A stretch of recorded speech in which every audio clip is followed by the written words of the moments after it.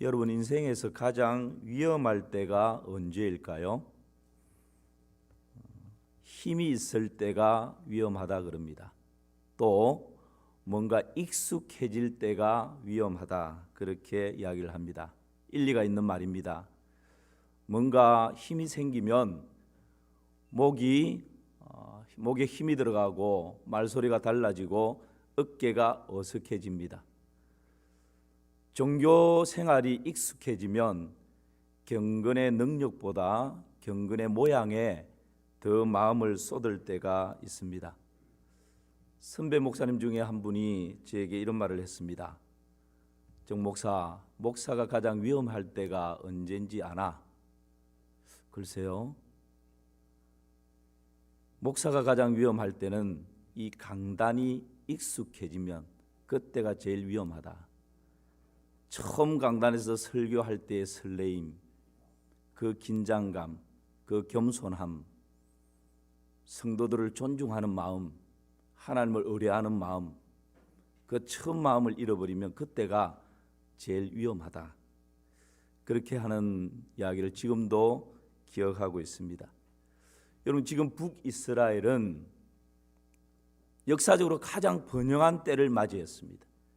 그리고 종교적으로 마음만 먹으면 어떤 제물이든지 하나님께 드릴 수 있는 종교적인 모든 제사 제도가 아주 익숙해져 있었습니다. 이 번영의 때를 누리는 북이스라엘 어떻게 되었습니까?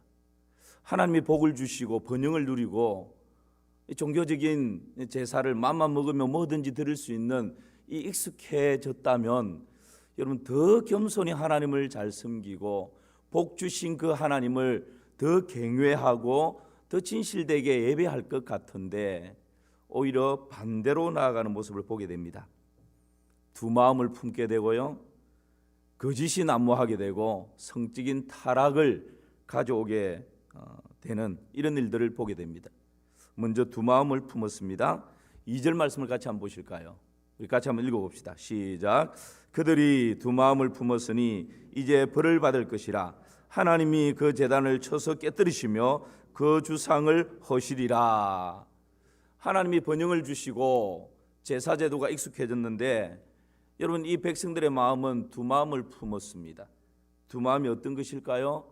갈라진 마음입니다. 나누어진 마음입니다. 하나님께서는 온 마음과 온 뜻과 온 힘과 온 정성을 다하여 주 너의 하나님을 사랑하라고 유일하신 하나님이라고 그렇게 외치고 그렇게 이야기를 했지만 지금 이스라엘 백성들은 마음이 나누어져 버렸습니다. 마음이 갈라져 버렸습니다. 두 마음을 품었다라고 하는 것은 우상을 숭배했다는 이야기입니다. 마음 한편에는 하나님을 섬깁니다. 그러나 또 마음 한편에는 바알에게 기웃거리고 있는 것입니다. 주일날 예배를 드릴 때는 하나님 앞에 찬양하고 기도하고 예배드리면서 하나님 뜻대로 살겠습니다. 하나님 감사합니다. 하나님만 섬기겠습니다. 그렇게 하나님 앞에 고백을 합니다. 그런데 삶의 현장 가운데 나아가서는 하나님과 전혀 상관없이 한 주간 하나님에 대한 생각은 전혀 하지도 않고 내 생각대로 나의 뜻대로 물질의 욕심을 좇아서 세상 가치관을 따라서 그렇게 살아갑니다. 여러분 이것이 나누어진 마음입니다. 이것이 갈라진 마음입니다. 하나님을 완전히 포기한 것 아닙니다. 하나님도 내 마음 한켠에 모시고 있는데 삶의 현장 가운데서 닥치는 나의 유익 앞에서 그 하나님이 무너져 버리고 세상 논리와 세상 가치를 따라 추구하며 살아가는 것, 이것이 여러분 두 마음인 것입니다. 이 두 마음을 품게 된 이유가 뭘까요? 왜 이 두 마음으로 갈라져 버리는 것일까요? 여러분 1절 말씀을 보시길 바랍니다. 같이 한번 읽어볼까요? 이스라엘은 열매 맺는 무성한 포도나무라. 그 열매가 많을수록 제단을 많게 하며 그 땅이 번영할수록 주상을 아름답게 하도다. 지금 두 마음을 품게 된 이유가 하나님이 번영을 주셨는데 물질의 복을 주셨는데 이것을 더 움켜쥐려고 하니까 무성한 포도나무라. 이스라엘은 열매 맺는 무성한 포도나무, 하나님이 번영을 주셨습니다. 그런데 그 열매가 많을수록 제단을 많게 하며 이 바알의 제단을, 바알 우상 섬기는 제단을 곳곳에 더 많이 만들었다라는 거예요. 하나님께서 복을 주시니까 그것 가지고 하나님 섬기는데 쏟는 것이 아니라 오히려 우상 제단을 늘리는데 사용하고 있습니다. 그 땅이 번영할수록 주상을 아름답게 하도다. 이 주상은 바알 신상을 말하는 것입니다. 그 땅에 하나님이 번영의 복을 주시는데 점점점 바알 신상을 크게 만들고 아름답게 만들고 더 웅장하게 바알 신상을 만들어서 곳곳에 지금 세우고 있다 이 말입니다. 이스라엘 백성들은 하나님을 전쟁의 신으로 인식을 했습니다. 여러분, 그래서 광야에서 전쟁을 할 때 하나님 도와주십시오, 하나님을 의지합니다. 가나안 땅에 들어와서 가나안의 7 족속과 전쟁을 치룰 때에 하나님께서 도와주셔야 됩니다. 하나님을 의뢰합니다. 그런데 하나님께서 홍해를 여시고 여리고를 무너뜨리시고 전쟁에서 승리를 안겨주십니다. 그럴 때는 하나님을 찬양하고 하나님 없으면 안 될 것처럼 그렇게 섬겼습니다. 그런데 이제 전쟁이 끝나고 가나안 땅 정착해서 농사를 지으며 살아갑니다.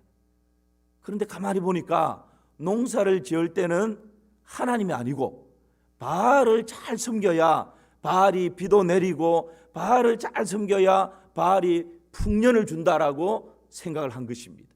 가나안 전체가 지금 그러니까 세상 전체가 그 논리를 추구하고 살아가고 있으니까 그 땅에 정착한 이스라엘 백성들도 동일한 생각에 젖어드는 것이죠. 그러면서 그래, 전쟁을 할 때는 여호와 하나님을 찾아야 되고 농사를 지어서 풍년을 얻기 위해서는 바알을 찾아야 되는 것이구나. 여러분, 이 마음이 나뉘어져 버린 거예요. 내 유익 앞에서 내가 필요할 때 전쟁에서 이겨야 될 때는 하나님을 찾고 농사에서 풍년을 얻기 위해서 비를 얻기 위해서는 우상 앞에 바알을 찾는 마음이 나눠져 버린 것입니다. 갈라져 버린 것입니다. 여러분, 이것이 두 마음입니다. 우리 예수님께서도 너희가 하나님과 재물을 겸하여 섬기지 못한다라고 말씀하고 있습니다. 때때로 우리가 하나님과 재물 사이에서 위험한 줄타기를 할 때가 얼마나 많은지 모릅니다. 이것이 두 마음입니다. 인간의 생사화복을 주장하시는 분이 하나님이신 줄을 믿습니다. 하나님은 전능하신 분이십니다. 그 하나님을 신뢰한다면 여러분, 이 갈라진 마음을 하나님께로 합쳐야 되는 것입니다. 그때에 하나님께서 일하시는 것입니다. 야고보서 1장 6절에서 8절 말씀 한번 보십시오. 같이 한번 읽어볼까요? 오직 믿음으로 구하고 조금도 의심하지 말라. 의심하는 자는 마치 바람에 밀려 요동하는 바다 물결 같으니 이런 사람은 무엇이든지 주께 얻기를 생각하지 말라. 두 마음을 품어 모든 일에 정함이 없는 자니라. 여러분, 두 마음은 결국 하나님을 의심하는 것입니다. 바알에게 기웃거리는 것은 하나님을 전적으로 섬기는 것이 아니라 하나님의 전능하심을 의심하기 때문에 바알 앞에 기웃거리게 되는 것입니다. 두 마음은 바람에 밀려 요동하는 바다 물결처럼 하나님과 재물 사이에서 요동하는 마음을 말하는 것입니다. 이런 사람은 하나님께 아무것도 받지 못한다 말씀하십니다.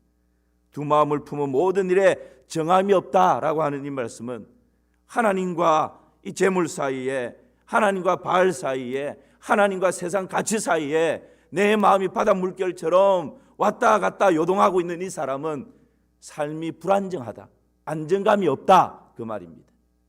여러분, 지금 당장 손해를 본다 할지라도 하나님께 우리의 마음이 확정되어 버리면 하나님 주시는 평강이 있는 줄 믿습니다.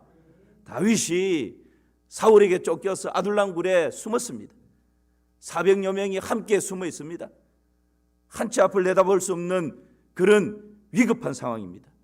얼마나 마음이 답답했겠습니까? 얼마나 마음이 왔다 갔다 했겠습니까? 어찌해야 될지 마음이 답답하고 깝깝합니다. 한순간 다윗이 이렇게 찬양합니다. 하나님이여, 내 마음이 확정되고 내 마음이 확정되어 싸우니 내가 노래하고 내가 찬송하리. 내 영혼아 깰지어다. 비파야 수고마 깰지어다. 내가 새벽을 깨우리로다. 하나님께 마음이 확정된 사람은 오직 하나님을 바라고 하나님을 찬양하게 되는 것입니다.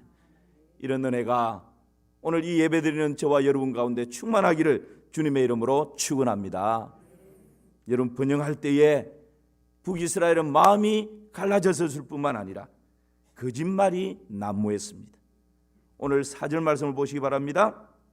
같이 한번 읽어볼까요? 그들이 헛된 말을 내며 거짓 맹세로 언약을 세우니 그 재판이 바디랑에 돋는 독초 같으리로다. 여러분, 하나님께서 이런 번영을 주시는데 왜 거짓이 난무할까요? 자신들의 유익 때문에 그렇습니다. 수단과 방법을 가리지 않고 유익을 추구합니다. 부자들은 돈을 주고 거짓 증인들을 매수해서 가난한 사람들의 땅을 빼앗아 버리는 것입니다.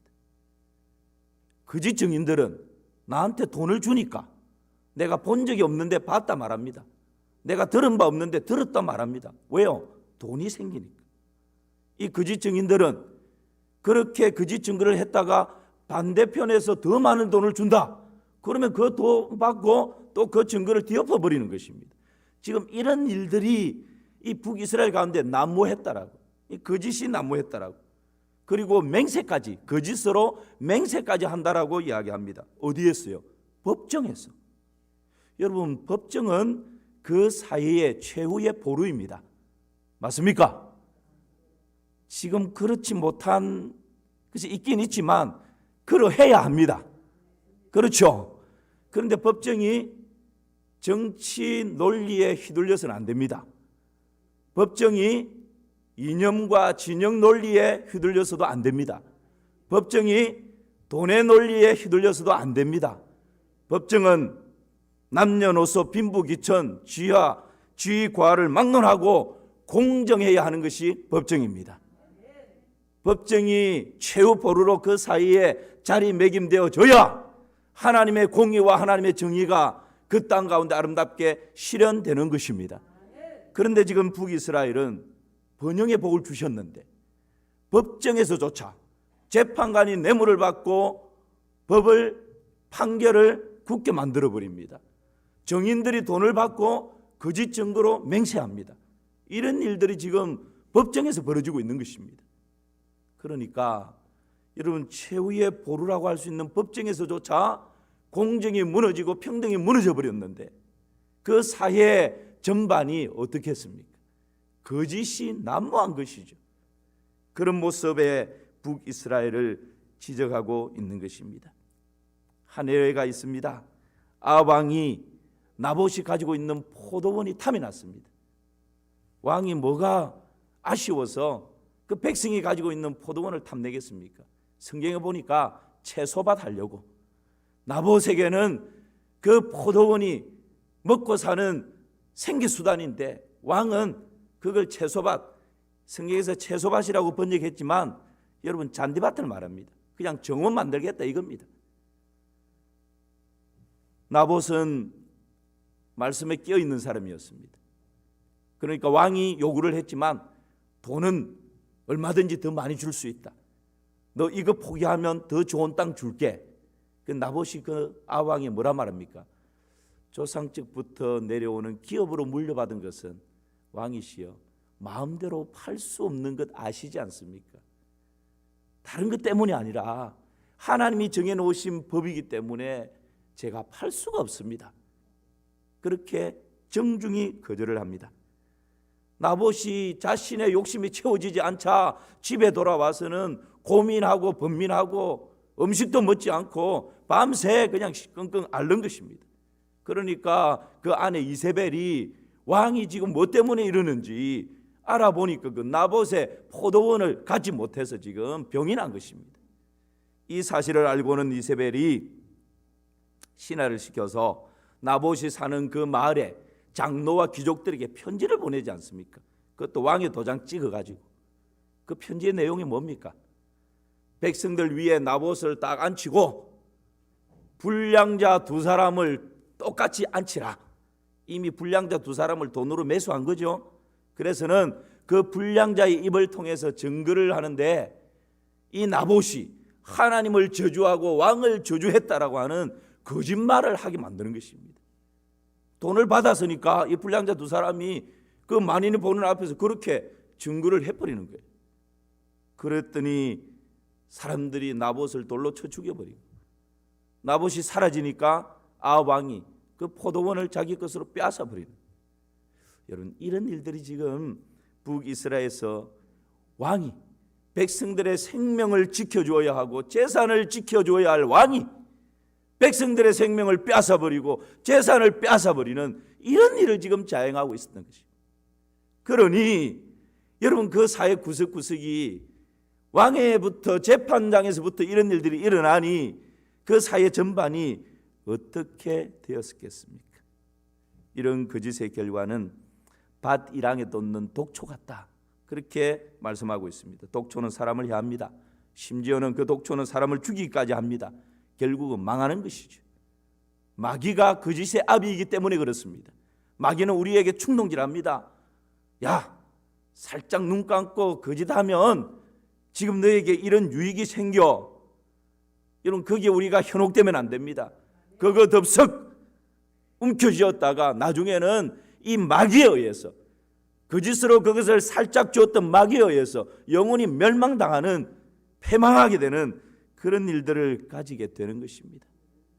그러므로 여러분, 거짓을 이기는 힘은 진실과 정직인 줄 믿습니다.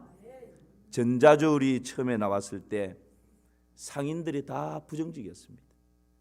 아니, 누가 저 전자저울을 쓴다고. 그때만 해도. 지금은 보편화되지 않습니까? 우리가 그래도 저울을 조금씩 속여서 이윤을 남기는 게 얼마나 많은데 저 전자저울 갖다 놓으면 누가 저거 쓰겠냐고. 거의 모든 상인들이 부정직이었다고 합니다. 그때 한 가게에서 전자저울을 쓰기 시작했습니다. 주위 가게들이 막 비아냥거렸습니다. 뭐 저걸 쓰느냐고. 그런데 얼마 지나지 않아서 저울을 속여서 장사를 했다라는 이것이 그냥 발각이 되어지고 이것이 뉴스에 며칠째 대대적으로 보도가 되어졌습니다. 여러분, 그 이후로 사람들이 전자저울을 쓰는 가게에 구름대처럼 몰려들기 시작합니다. 등달아서 전자저울을 만들어서 판매한 이 공장이 처음에는 잘 나가지가 않았는데 그 뉴스가 난 이후로는 전자저울이 그냥 불티나게 팔려지게 돼요. 나중에는 시간이 더 지나자 완전히 그냥 역전돼 버리는 거예요. 그냥 손으로 다는 저울은 다 없어져 버리고 전자저울이 모든 가게를 그냥 덮어버리는. 정직이 거짓을 이기는 것입니다. 왜요? 하나님의 성품이 정직하시기 때문에 아무리 이 세상이 거꾸로 돌아가는 것처럼 느껴지지만 하나님의 성품은 영원히 변함없는 줄 믿습니다. 그 하나님이 전능하신 분이시고 그 하나님이 우리 인생의 생사화복을 주장하고 계십니다. 이것을 신뢰한다면 여러분, 거짓 앞에서 정직으로 승리할 수 있는 것입니다. 그런 은혜가 있기를 주님의 이름으로 축원합니다. 하나님이 번영의 복을 주셨는데 성적으로 타락해 버렸습니다. 9절 말씀 우리 한번 보실까요? 9절입니다. 이스라엘아, 네가 기브아 시대부터 범죄하더니 지금까지 죄를 짓는구나. 그러니 범죄한 자손들에 대한 전쟁이 어찌 기브아에서 일어나지 않겠느냐. 여러분, 하나님께서 돈을 주셨는데, 하나님께서 지위를 높여주셨는데, 하나님께서 많은 사람들에게 박수받게 해주셨는데 북이스라엘은 성적 타락으로 떨어져 버린 것입니다. 오늘 9절에 보니까 기브아 시대부터 범죄하더니 그렇게 말씀하고 있습니다. 기브아 시대, 기브아에서 무슨 일이 있었던 것입니까? 사사기 19장에 보면 한 사건을 소개합니다. 기브아에서 있었던 한 사건. 그 사건이 뭡니까? 한 레인이 길을 가다가 날이 저물어졌습니다. 그 기브아에 있는 한 노인이 그 레이 사람을 자기 집에 유숙하도록 배려를 해줍니다. 그런데 그날 밤 그 마을에 있는 사람들이, 남자들이 이 노인의 집에 찾아와서 당신 집에 오늘 밤 들어온 그 손님을 내놔라고. 이 사람들은 게이들이었습니다. 게이가 뭔지 아시죠? 남자들끼리 동성애를 하는 것을 말합니다. 레즈비언은 여자들끼리 하는 것을 말합니다. 지금 이 사람들은 게이들이었습니다. 남자들끼리 더러운 성적인 행위를 하기 위해서 지금 이 노인의 집에 들어온 레이 사람을 내놔라는 것입니다. 이 노인이 만류하다 안 되니까 우리 집에 딸이 있는데 이 사람 대신 내가 내 딸을 내주겠다. 그래도 안 한다는 거예요. 결국은 이 레이인의 첩을 내주게 되고 이 사람들이 밤새도록 레이인의 첩을 겁탈하고 아침에 보니까 그 첩이 문 앞에 쓰러져 죽어버린 거예요. 이 광경을 목격한 이 레이인이 이 첩의 시체를 12토막을 내어서 이스라엘 12지파에게 보냅니다. 그리고 12지파가 붕괴해서 일어나는 그 사건이 바로 이 기바에서 있었던 사건입니다. 여러분, 이 사건을 통해서 두 가지 죄악을 말하고 있습니다. 하나는 성적 타락이고 하나는 폭력입니다. 여러분, 성적 타락이 극에 달하면 무슨 음란한 짓, 간음 이런 도를 넘어서 버립니다. 이 성적인 타락이 극에 달하면 남자들끼리 여자들끼리 더러운 짓을 하는, 이게 여러분 창조 질서를 지금 파괴하는 거 아닙니까? 하나님에 대해서 정면 도전하는 것입니다. 그리고 성소수자, 여러분 요즘 그런 이야기 많이 들으시죠? 성소수자는 남자들끼리 여자들끼리를 넘어서 짐승과도 더러운 짓을 하는, 이것까지 포함되는 것이 성소수자입니다. 젠더, 나 남자인데 여자로 살고 싶다.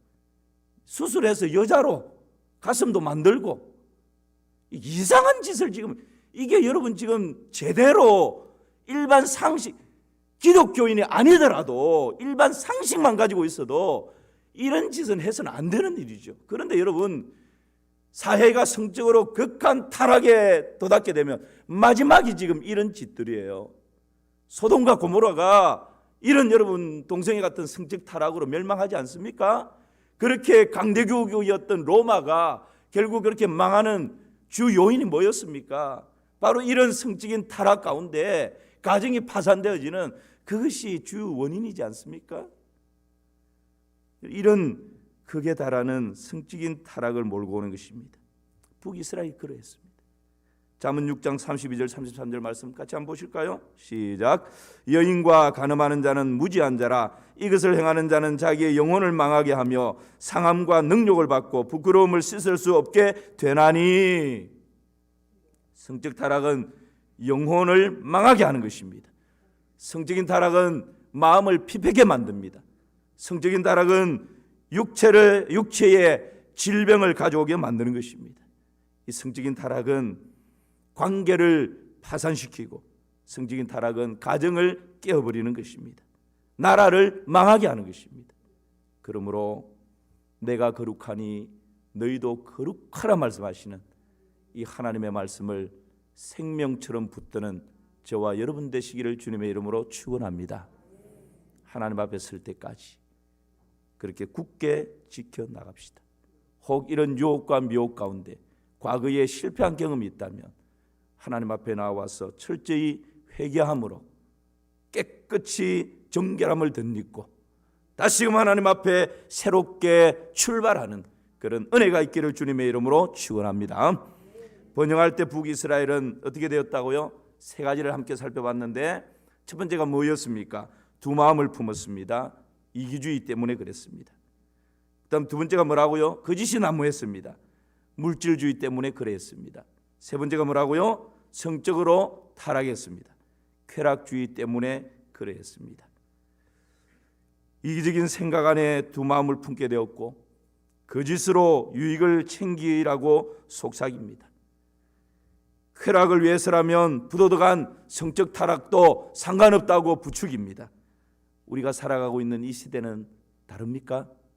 여러분, 북이스라엘이 당했던, 경험했던 지금 이 시대와 흡사하지 않습니까? 하나님께서는 이런 시대 우리에게 뭐라고 말씀하십니까? 오늘 12절 말씀을 같이 보십시다. 하나님이 주시는 답입니다. 이런 시대에 어떻게 살아야 하는가? 내가 어떻게 해야 하는가? 12절 시작. 너희가 자기를 위하여 공의를 심고 인애를 거두라. 너희 묵은 땅을 기경하라. 지금이 곧 여호와를 찾을 때니 마침내 여호와께서 오사 공의를 비처럼 너희에게 내리시리라. 오늘 하나님께서 우리에게 주시는 메시지가 뭡니까? 그러므로 너희 묵은 땅을 어떻게 하라고요? 기경하라. 우리의 묵은 땅을 기경하는 은혜가 있기를 축복합니다. 묵은 땅은 어떤 것일까요? 묵은 땅 하면 좀 부정적인 이미지가 강합니다. 쓸모없는 땅, 광야와 같은 땅, 사막과 같은 땅, 황무지, 돌짝밭 같은 땅, 그래서 쓸모없는 그런 땅의 이미지가 강합니다. 그러나 묵은 땅은 그런 부정적인 이미지가 아닙니다. 좋은 땅입니다. 묵은 땅은 기름진 땅입니다. 단지 지금 경작을 쉬고 있을 뿐입니다. 단지 지금은 쟁기로 밭을 일구어서 씨를 뿌리지 않았기 때문에 잡초가 자라고 있을 뿐입니다. 기름진 땅이었는데 단지 지금은 수확을 거두지 않고 중단되어져 있는 상태입니다. 그 땅이 지금 쉬고 있는 상태입니다. 여러분 이사야 5장 1절과 2절 말씀 보십시오. 제가 읽겠습니다. 나는 내가 사랑하는 자를 위하여 노래하되 내가 사랑하는 자의 포도원을 노래하리라. 내가 사랑하는 자에게 포도원이 있으며 심히 기름진 사내로다. 같이 읽어볼까요? 땅을 파서 돌을 제하고 극상품 포도나무를 심었도다. 그 중에 망대를 세웠고 또 그 안에 술틀을 팠도다. 좋은 포도 맺기를 바랐더니 들포도를 맺었도다. 본래 이스라엘은 여러분 기름진 포도원이었다고, 기름진 땅이었다고 말씀하고 있는 것입니다. 하나님께서 땅을 파고 돌을 제하고 거름을 주고 기름진 포도원으로 만드셨습니다. 그리고 거기에다가 하나님께서 극산품 포도나무를 심으셨습니다. 극산품 열매를 기대하고, 그런데 들포도를 맺었다라고 말씀하십니다. 여러분 이 묵은 땅은 무한한 잠재력 가능성을 두고 있는 하나님의 백성들을 말씀하고 있는 것입니다. 하나님의 백성들 속에 하나님께서 심어 놓으신 놀라운 능력과 달란트가 있는데 그것을 지금 묵혀두고 있는 그런 하나님의 백성들을 보고 안타까워하시면서 묵은 땅이라고 표현하고 있는 것입니다. 지금은 비록 잡초가 무성해 보이지만 여러분 이 땅은 기름진 땅입니다. 잡초 때문에 버려진 땅처럼 쓸모없는 땅처럼 보이지만 잡초를 제거하고 기경하기만 하면 극산품 포도 열매를 맺을 수 있는 그런 가장 기름진 땅이 바로 묵은 땅인 것입니다. 이제 이 묵은 땅을 기경하라 하십니다. 기경하라고 하는 말씀은 쟁기질을, 믿음의 쟁기질을 하라는 말씀입니다. 두 마음을 품고 바알에게 기웃거리는 그 마음의 쟁기질을 하라는 말씀입니다. 그래서 이기주의적인 마음을 떨쳐버리고 오직 모든 시선을 하나님께 고정하여 한 마음으로 하나님을 섬기라, 그런 말씀입니다. 물질주의로 거짓을 일삼는 나의 삶에 쟁기질을 하라 말씀하시는 것입니다. 쾌락주의에 빠져 성적 유혹에 마음이 흔들리는 내 마음에, 내 마음밭에 쟁기질을 하라, 그렇게 말씀하시는 것입니다. 묵은 땅을 기경하라는 것은 하나님과의 첫사랑을 회복하는 것입니다. 수련회 때에 만났던 그 하나님, 부흥회 때에 쏟았던 그 눈물, 기도원에 올라가서 금식하며 하나님으로부터 받은 은혜 때문에 이 손바닥에 바닥을 치면서, 얼마나 바닥을 치면서 각오하고 다짐하고 찬양했던지, 손바닥이 터져서 피멍이 들었던 그때 내 지금 굳어있는 신앙의 밭을 쟁기질해서 그 첫사랑을 회복하라는 것이 묵은 땅을 기경하라는 하나님의 메시지인 것입니다. 여러분 묵은 땅을 기경하다 보면 포기하고 싶은 충동이 몇 번이나 일어납니다. 꽃갱이질 하기가 너무 힘들어서 포기하고 싶습니다. 너무 늦어버린 것 같아서 그냥 다 놔버리고 싶습니다. 이렇게 살아온 것이 너무 익숙해져서 꽃갱이질을 하고 삽질을 하는 것이 너무너무 힘듭니다. 굳어져 버렸습니다. 손바닥에 물집이 생깁니다. 허리가 너무 아픕니다. 이마에는 땀방울이 쏟아집니다. 너무 고통스럽습니다. 그래서 포기해버리고 싶습니다. 그러나 이 믿음의 쟁기질을 포기하지 마십시오. 우리가 결단하고 나의 이 묵은 땅에 쟁기질을 하기 시작하면, 삽질을 하기 시작하면, 꽃갱이질을 하기 시작하면 하나님께서 의의 단비를 쏟아부어 주십니다. 하나님 그렇게 약속하고 계십니다. 이미 하나님께서 열매를 보장하시고 묵은 땅을 기경하라 우리에게 요청하고 계신 것입니다. 믿음의 삽질을 계속할 때, 믿음의 쟁기질을 계속할 때, 믿음의 꽃갱이질을 계속할 때 여러분 하나님께서 친히 도우십니다. 묵은 땅을 기경하기 시작하면 성령님께서 말할 수 없는 탄식으로 우리를 위하여 친히 간구하시며 우리를 도우십니다. 묵은 땅을 기경하기 시작하면 우리의 생각보다, 우리의 구하는 것보다 더 넘치도록 채우시는 하나님의 은혜의 담비가 있는 줄 믿습니다. 그러므로 여러분 조금 힘들다고, 손바닥에 물집 생겼다고, 허리가 너무 아프다고 이 믿음의 쟁기질을 중도에 포기하지 마시고 끝까지 묵은 땅을 기경할 때에 하나님의 은혜의 담비를 부어주셔서 풍성한 열매를 맺는 복이 있기를 주님의 이름으로 축원합니다.